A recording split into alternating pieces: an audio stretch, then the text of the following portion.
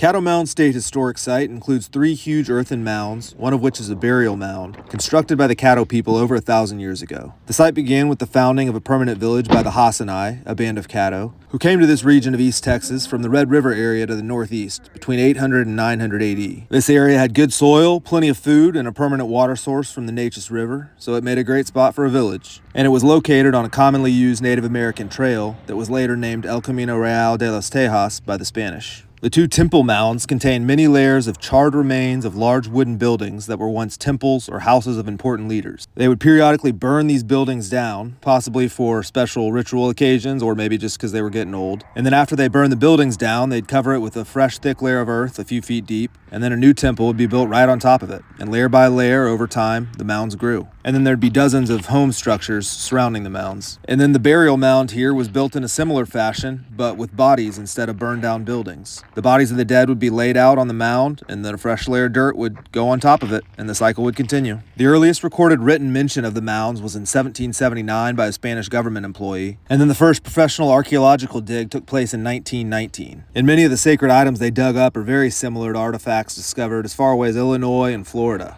And raw materials from those artifacts came from places like the eastern Gulf Coast and the Great Lakes region, which really shows you how broad the trade network of the mound builder culture was.